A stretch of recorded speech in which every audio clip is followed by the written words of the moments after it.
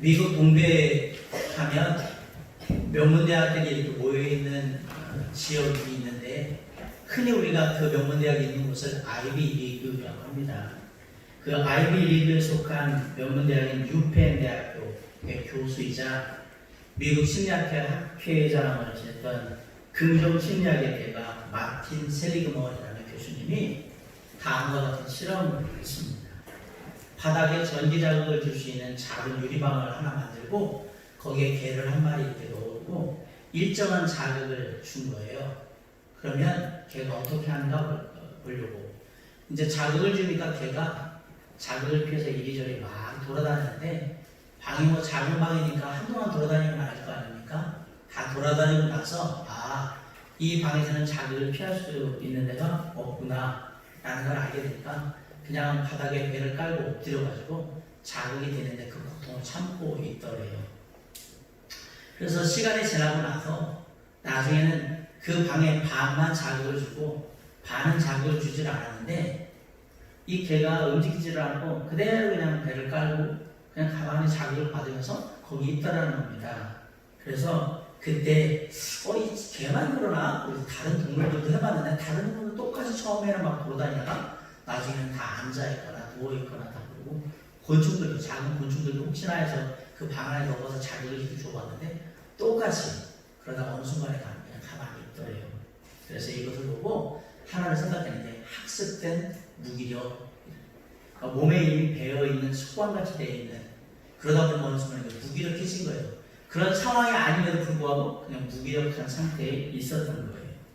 그래서 이런 학습된 무기력은 절대 벗어날 수 있는 게 아니구나라는 생각을 굳혀가고 있을 때 문득 추가적으로 실험을 하고 싶었던 거예요. 그럼 지금보다 훨씬 더 자극을 강하게 주면 어떻게 할까? 그때도 그대로 있을까? 라고 생각이 들어서 똑같이 이제 그 방에다 놓고 이전에 줬던 자극보다 몇 배를 강하게 자극을 주는 거예요. 그러자 놀라운 일이 벌어졌습니다. 그 일정한 자극을 줄 때는 배 깔고 누워가지고 자극을 받던 학습된 무기력 가운데 있던 개들이 이제는 막 찾아가지고 그 자극을 피하기 위해서 이제는 막 문 긁고 이거 넘으려고 하고 막 그런 필사의 노력을 하는 걸 보면서 학습된 무기력이 그대로 가는 게 아니라 더 강한 자극이 오면, 쉽게 말하면 더 강한 고통이 오니까 그것을 벗어나기 위해서 새로운 힘을 내고 방향을 찾고 문제를 해결하려고 하는 그런 행동 패턴을 보이더라라는 것을 알게 된 거예요. 마찬가지로 여기서 나온 게 뭐냐면, 사람들이 삶의 어느 순간에 이렇게 고통당하면 그냥 그런가 보다라고 지내는데, 때때로 그 삶에 큰 위기가 다가오거나 큰 어려움이 다가오면 사람들이 그것을 계기로 해서 새로운 마음가짐을 하고 새로운 뭔가를 해보려고 하는 그런 시도들을 하면서 변화를 이루더라. 사람은 똑같이 그렇게 되더라라는 사실을 알게 되었던 겁니다. 이스라엘 민족이 3번에 걸쳐서 성전 건축을 하는데, 첫 번째 성전 건축한 것을 우리는 솔로몬 성전이라고 합니다. 두 번째 오늘 바로 본문에 나와 있는 수룹바벨 성전입니다. 흔히 솔로몬 성전을 제1성전이라고 하고 수룹바벨 성전을 제2성전이라고 하는데, 마지막 세 번째 성전은 신약 시대의 헤롯 왕 때 지었던 성전, 우리가 보통 헤롯 성전이라고 부르는 그 성전이 세 번째 성전인 거예요. 예수님이 살아계실 동안에 성전에 대해서 얘기할 때는 다 헤롯 성전에 대해서 얘기를 했던 겁니다. 바벨론 포로성에 나서 귀환한 이스라엘 백성들이 무너진 하나님의 성전을 재건하기 위해서 시작을 했는데, 그때 사마리아의 백성들이 집요하게 타협을 요구하고 방해를 함으로 말미암아서 이 성전 재건이 위기에 봉착하게 되고 마침내 성전 재건이 중단되는 그런 사태를 맞았죠. 그로 인해서 16년 동안이나 하나님의 성전이 재건되는 일이 중단되게 됩니다. 16년이 지나서 하나님께서 학개와 스가랴 선지자를 통해서 성전 재건을 중단한 이스라엘 백성들을 지식하세요. 책망하고, 너희들이 그렇게 먹고 사는 것이 중요해서 그렇게 할 때가 아니라 지금은 하나님의 일을 먼저 우선순위로 해야 될 때이다. 먼저 성전을 재건하고 나서 너희들이 더 하라라고 책망을 할 때, 하나님의 백성인 이스라엘 백성들이 이 하나님의 말씀에 책망을 받고 다시 마음을 회복하여서 성전을 재건하기를 시작합니다. 그런데 이렇게 마음을 다잡고 성전 재건을 시작했다는 소식이 들리자마자 당시 이스라엘 땅을 관할하던 바사의 총독이 이 성전 재건 공사에 대해서 문제를 제기하는 거예요. 그리고 조사를 하기 시작했어요. 그래서 이스라엘 백성들이 어떻게 다시 16년 동안 멈춰있던 성전 재건을 시작하게 되었는지, 그리고 누가 이 일을 지시해서 지금 이 일을 이루어가고 있는지를 낱낱이 조사를 하기 시작합니다. 그러자 이스라엘 백성들이 대답을 하는 게, 하나님의 성전이 무너진 것이 바로 우리들의 우상 숭배와 죄악 때문에 이뤄진 일이고, 그래서 나라가 망했고, 그래서 바벨론 포로로 끌려갔다 왔는데, 하나님께서 다시 이 땅에 예루살렘에 다시 돌아오게 하심으로 말미암아서 성전을 재건할 수 있는 기회를 주셨다. 그런데 우리가 방해에 의해서, 그 사마리아인들의 방해에 의해서 성전 재건을 하지 못했다. 그런데 그 하나님께서 다시 한번 선지자를 통해서 우리의 잘못과 죄악을 질책하시고 다시 일어설 수 있도록 마음을 주셨길래 지금 다시 하는 것이다. 이것은 하나님의 뜻이고, 그리고 과거에 고레스 왕이 칙령을 내려서 그렇게 하라고 명령했던 것이다. 그래서 우리는 그걸 따를 뿐이다 라고 얘기를 합니다. 그래서 바사의 총독이 이 일이 진짜 고레스 왕의 칙령에 의해서 이루어진 일인지 조사를 해달라고 편지를 누구한테 보냈냐면 그 당시에 바사의 왕이었던 다리오 왕한테 보낸 겁니다. 이렇게 얘기하는데, 그래서 이게 합법적이라고 얘기하는데 진짜 그런 일이 있는지 확인을 부탁드립니다 라고 직접 바사의 총독이 다리오 왕에게 문의를 한 거예요. 그 문의에 대한 대답이 오늘 바로 본문입니다. 우리는 이 본문 가운데 내용을 통해서 어떻게 하나님의 역사하시는지, 어떤 모습으로 하나님이 나타나시는지를 알 수 있는데, 첫 번째로 오늘 통해서 볼 수 있는 하나님은요, 위기를 기회로 바꾸시는 하나님을 볼 수가 있습니다. 바사 총독이 성전 재건에 대해서 중단되었던 성전을 재건하는 것을 조사하자라고 했을 때, 이것은 분명히 이스라엘 백성들에게는 또다시 위기가 다가온 겁니다. 자칫 잘못하면 이 모든 성전 재건이 다시 중단이 되는 거예요. 1절을 한번 보세요. 이에 다리오 왕이 조서를 내려 문서창고 곧 바벨론의 보물을 쌓아둔 보물장각에서 조사하게 하였다고 되어 있습니다. 편지를 받은 다리오 왕도 정확하게 잘 모르니까 이거 진짜인지, 고레스 왕의 칙령에 의해서 그랬다고 하는데, 우리 저기 문서 소고에 가가지고 그동안에 있었던 공문서들, 왕의 칙령으로 나온 거 다 한번 조사해보라고 하는 거예요. 그래서 만약에 문서가 있었으나 분실이 됐거나 그런 기록이 안 남아있으면 이거로 끝나는 거예요. 그런데 놀랍게도 하나님께서는 이 위기를 기회로 다시 만들어 주십니다.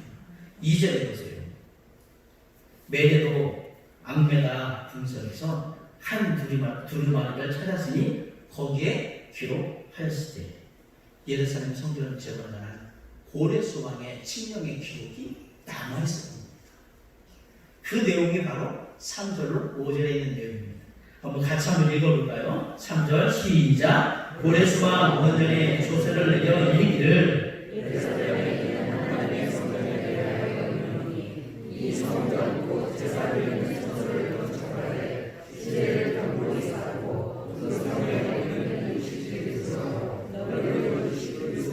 4절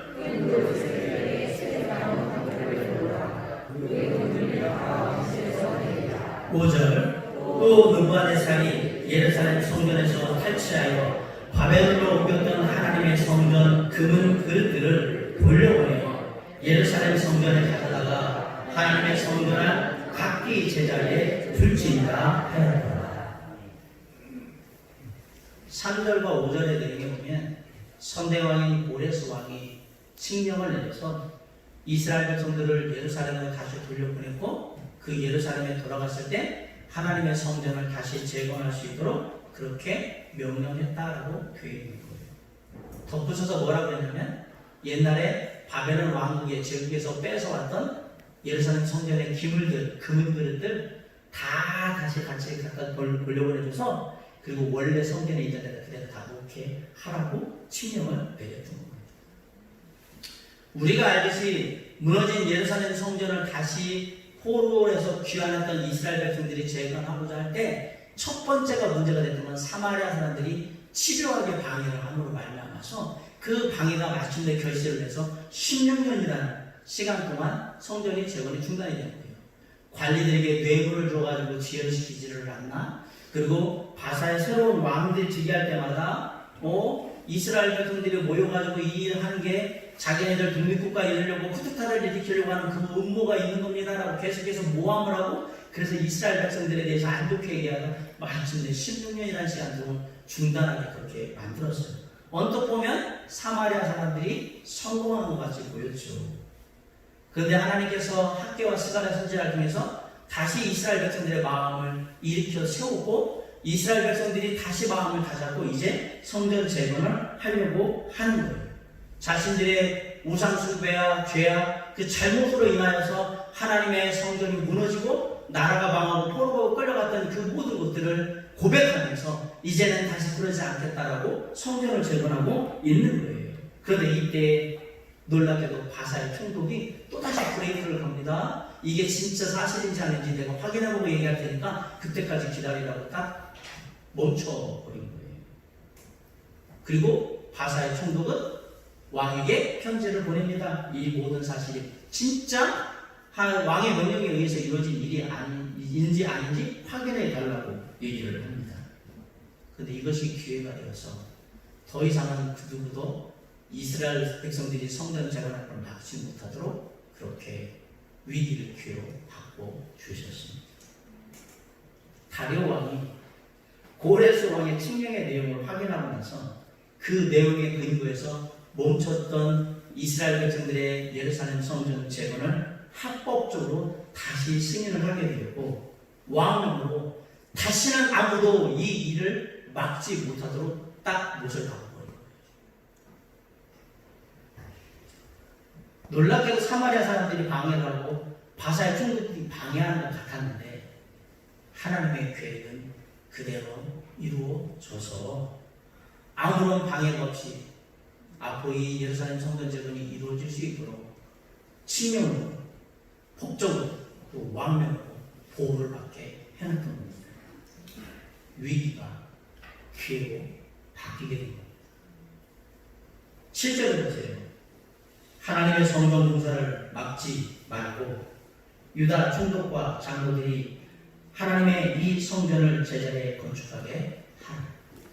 내가 또 조서를 내려서 하나님의 이 성전을 건축함에 대하여 너희가 유다 사람의 장로들에게 행할 것을 알리니 왕의 재산 곧 유브라데 강 건너편에서 거둔 세금 중에서 그 경비를 이 사람들에게 끊임없이 주어 그들로 멈추지 않게 하라.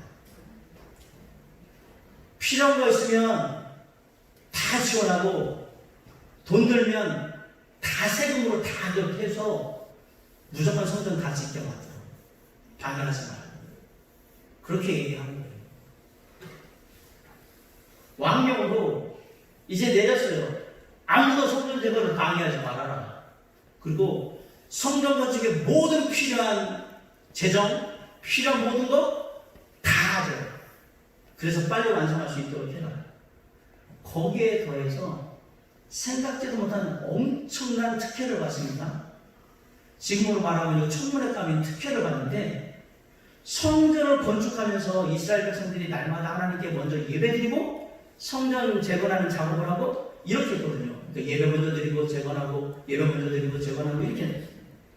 거기에 필요한 모든 희생제물들을 제사장이 달라는 대로 날마다 다 공급해 주라고 명령을 내립니다.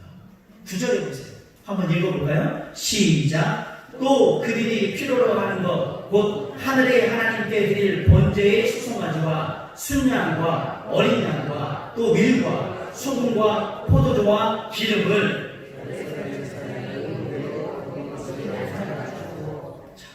예루살렘 제사장의 요구대로 어김없이 날마다 주어라. 어김없이 날마다 주어라. 앞에서는 세금으로 필요한 돈 끊임없이 다 대주라고 얘기하더니 이제는 희생제물을 어김없이 딱 필요하다고 할 때 딱 날마다 다 갖다 주라고. 그런데 그렇게 반드시 해야 되는 이유를 다음에 얘기하는데 아주 놀랍습니다. 10절 한번 읽어볼까요? 시작. 그들이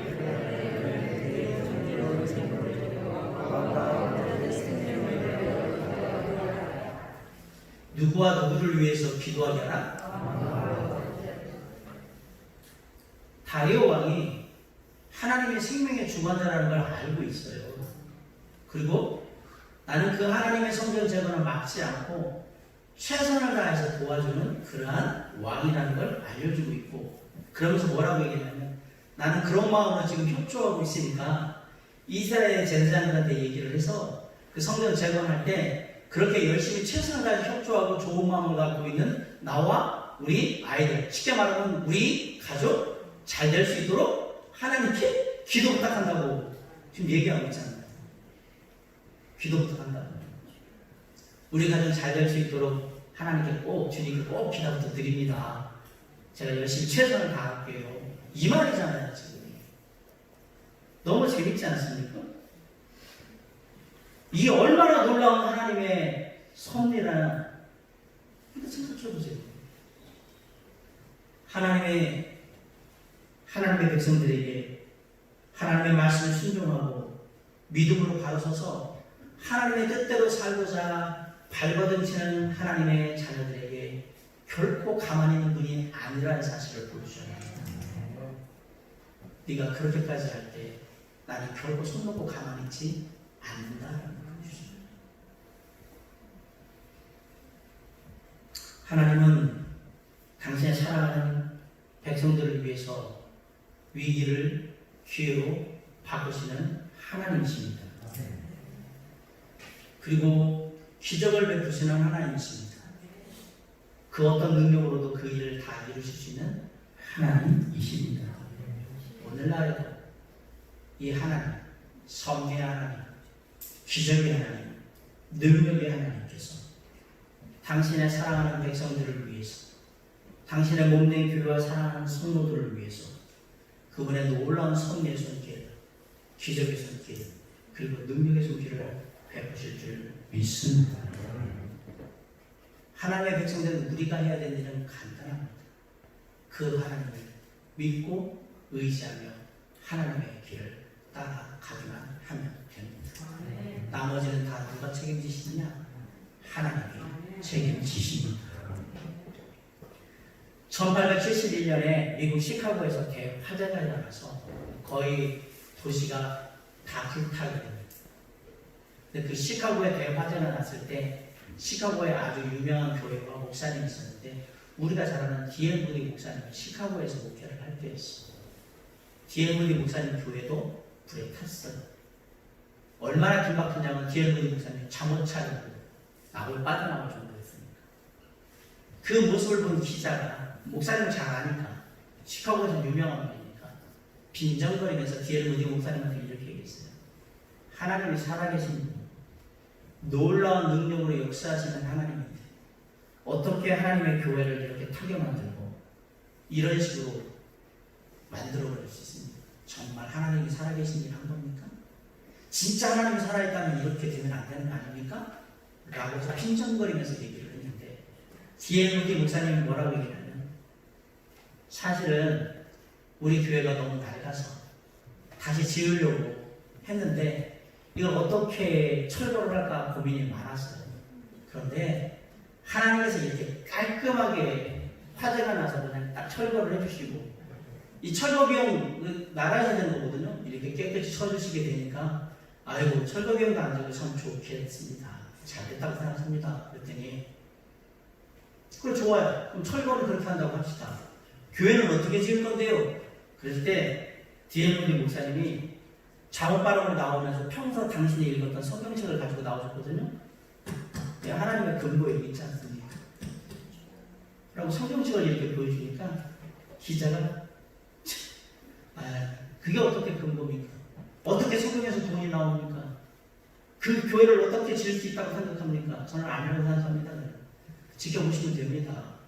그러고 나서 얼마 후에 D.L. 무디 목사님이 영국에 부흥회 가 있어서 집회를 인도하러 왔습니다.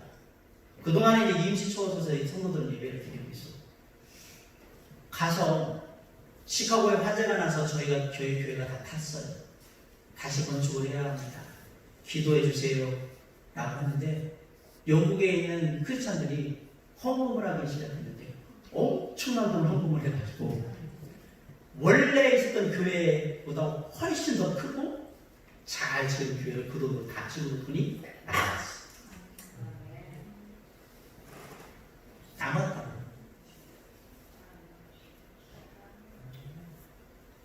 세상의 사람들은 하나님의 그런 능력이 하나님이라고 생각 안 해.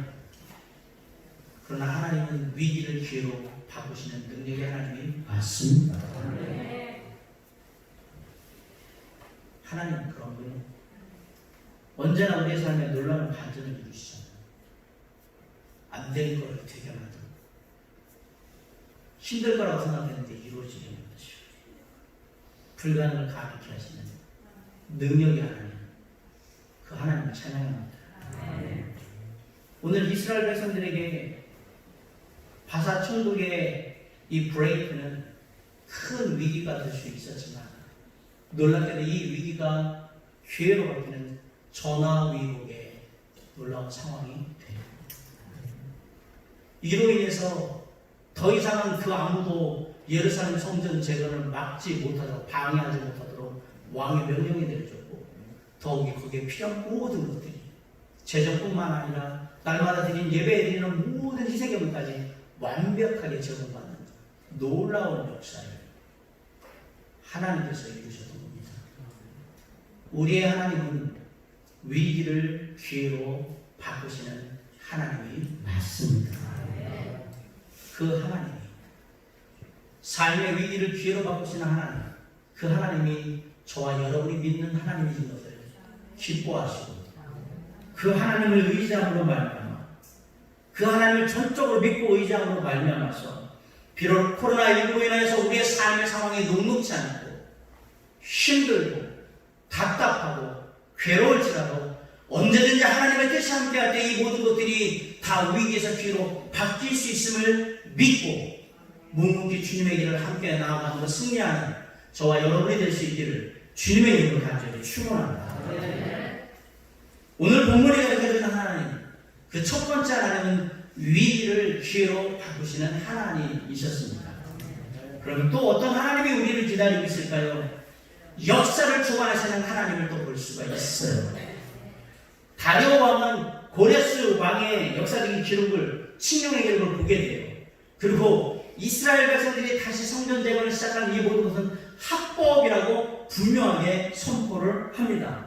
그리고 선대왕의 칙령으로 이루어진 이 모든 일은 이제 이 예루살렘 재건의 성전 재건의 이 모든 일은 그 누구도 방해할 수 없으며 멈추어도 안 되고, 이 일을 이루는데 바사자격의 모든 공무원들은 물심양면으로 전적으로 모든 것을 지원해서 절대 끊어지지 않고 이 일이 완전하게 이루어질 수 있도록 도와달라고 명령하는 거예요. 우리는 여기서 바사 제국이 등장하는 것을 잘 기억하셔야 합니다. 지금은 바벨론 제국이 아닙니다. 바사 제국입니다. 이스라엘 백성들이 끌려왔을 때는 바벨론 제국에 의해서 끌려왔는데 지금 여기서 이 일을 이루는 건 바사 제국에서 하고 있는 겁니다. 바사 제국이 등장하기 전에는 바벨론 제국이 세계를 지배하는 가장 큰 나라였어요. 그 당시 중근동과 유럽까지 강력한 영향을 미쳤던 나라가 바벨론이에요.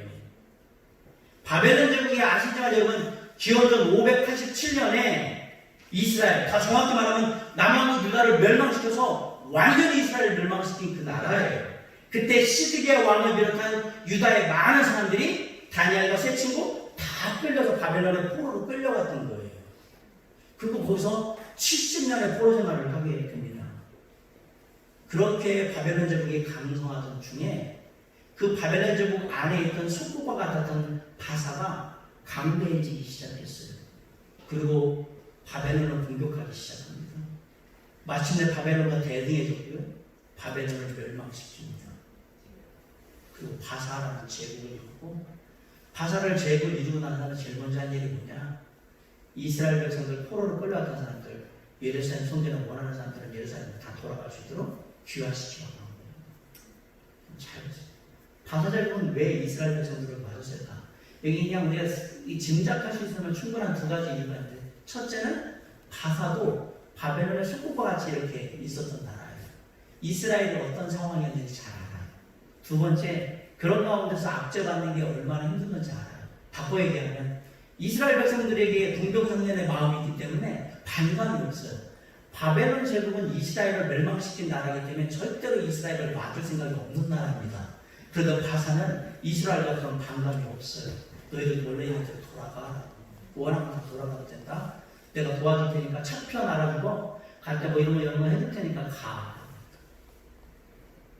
바사라는 제국이 역사 속에 등장하지 않았다면, 물론 하나님께서는 70년이라는 때를 정했지만 하나님의 역사를 볼 때는 그렇지만 세상의 역사를 볼 때는 바사라는 제국이 등장하므로 이 70년의 하나님의 약속이 맞물려 돌아가기 시작합니다. 놀랍죠? 바벨론이 계속되면 아마 안 맞았을 거예요. 근데 바벨론이 아니라 바사 제국이 들어오니까 원래는 니네 나라로 돌아가. 바로 하나님은 역사를 주관하시는 하나님입니다. 하나님께서는 한때 세계를 지배했던 거대한 왕국 제국인 바벨론을 멸망시키시고요, 작은 소고과 같은 작은 나라였던 바사를 흥왕케 하셔서 하나님의 계획을 위해서 쓰십니다.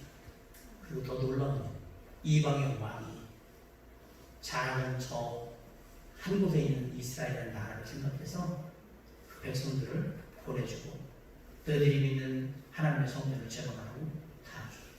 이게 가능한 일이냐? 하나님이 하시면 가능합니다. 그래서 하나님은 한 나라를 흥하게도 하시고 한 나라를 망하게도 해주시는 하나님이세요. 하나님은 아무리 이방의 왕이라 할지라도 하나님의 일을 위해서 얼마든지 그 마음을 바꿔서 어떻게든지 다 쓰실 수 있는 놀라운 능력의 하나님인 걸 믿습니다. 고레스 왕이나 다리오 왕이 이스라엘 민족에게 대한 선한 의도를 가지고 그렇게 할 수 있도록 마음을 갖게 하는 건, 그건 하나님한테 별로 어려운 일도 아닌 거예요. 하나님은 얼마든지 역사를 주관하시면서 이끌어가시는 능력을 가지신 분이기 때문에 그렇습니다. 잠언 21장 1절에 보면 이렇게 말씀이 있어요. 왕의 마음이 여호와의 손에 있음이 마치 봄물과 같아서 그가 임의로 인도하시느니라. 이 말은 왕의 마음은 흐르는 물줄기 같아가지고 주님의 손 안에 있고 주님께서 원하시는 대로 왕을 이끄신다, 이 뜻이에요.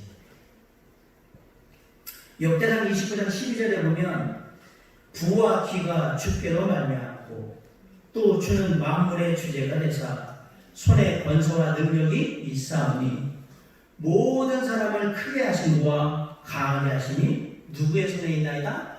주의 손에 있나이다. 모든 역사는 하나님이 주관하십니다.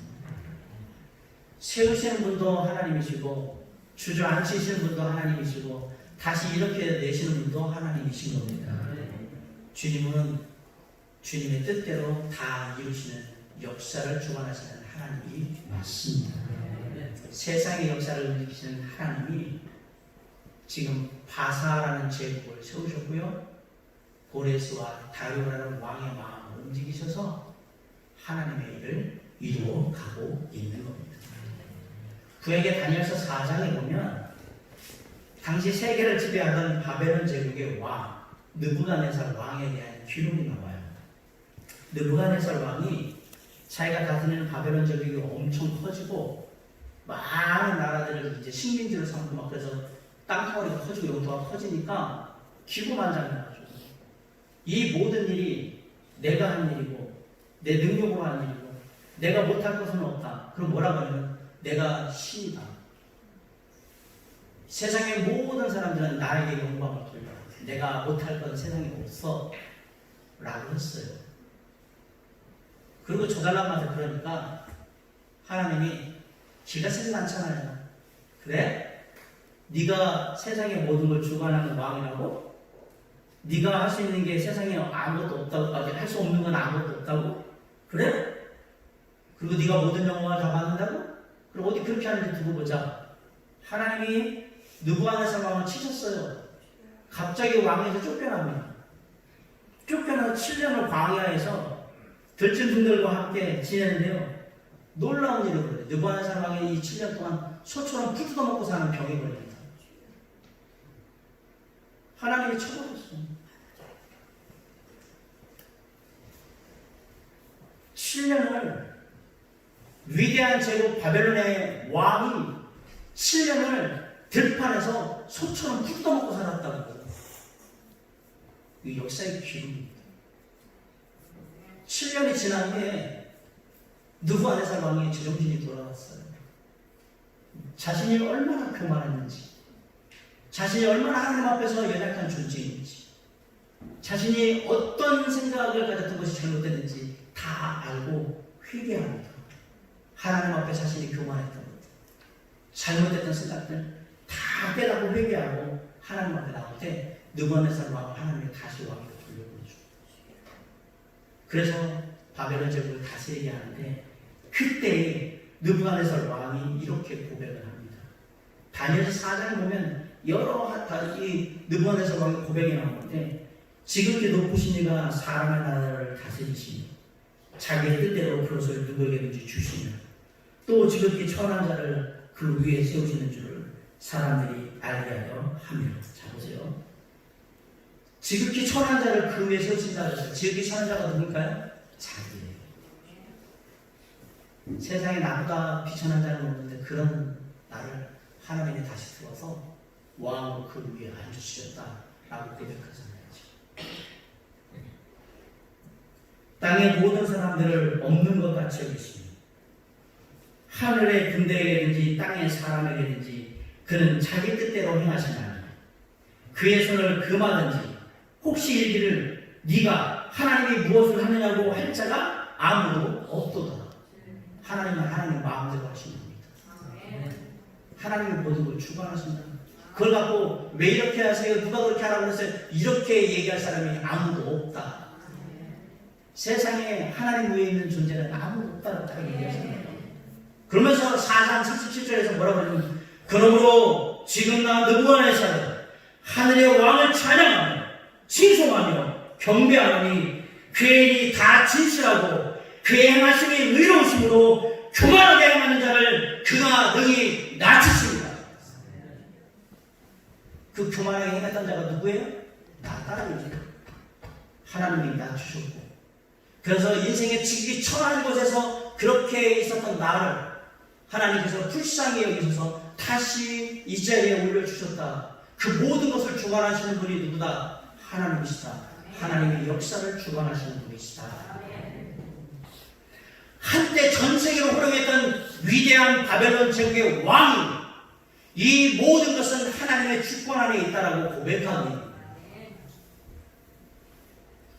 역사를 주관하시는 하나님 앞에서 그리고 교만하고 하나님을 대적했던 모든 무리들은 다 무릎을 꿇게 됐다는 사실입니다.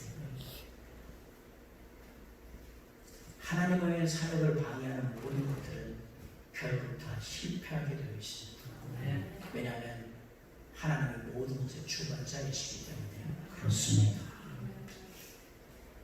성전 재건을 방해하는 모든 악한 세력들의 시도, 사마리아인과 바사의 중독과 주변의 많은 이방 종족들의 그 시도는 언뜻 잠깐 보기에는 성공한 것 같았으나 결국은 완벽한 실패로 끝나게 됩니다. 그 이유는 역사의 모든 것을 주관하시는 하나님께서 이스라엘 백성과 당신의 사랑하는 백성들과 함께 하셨기 때문입니다. 하나님의 뜻은, 하나님의 일은 언제나 승리합니다. 믿으시기 바랍니다. 역사를 주관하시는 하나님은 안 될 것도 얼마든지 되게 만들 수 있는 능력을 보여주십니다. 역사를 주관하시는 하나님은 당신의 뜻을 반드시 이루시는 하나님이십니다. 바로 저와 여러분이 믿고 의지하고 따르는 하나님이 그 하나님, 역사를 주관하시는 하나님이십니다. 그 하나님을 끝까지 믿고 순종하며 의지하며 나아가는 하나님의 자녀들은 마침내 승리하게 될 거라고 오늘 본문은 저와 여러분에게 말씀하고 있습니다. 사랑하는 성도 여러분, 세상에서 잠깐 잘 되는 것 같고 잠깐 이긴 것 같은데 그들이 악한 쪽에 있다면 그 편에 서시면 안 됩니다. 그 어떤 상황 속에서도, 어려움 속에서도 반드시 우리는 위기를 기회로 바꾸시는 하나님, 역사를 주관하시는 하나님 편에 서야 합니다.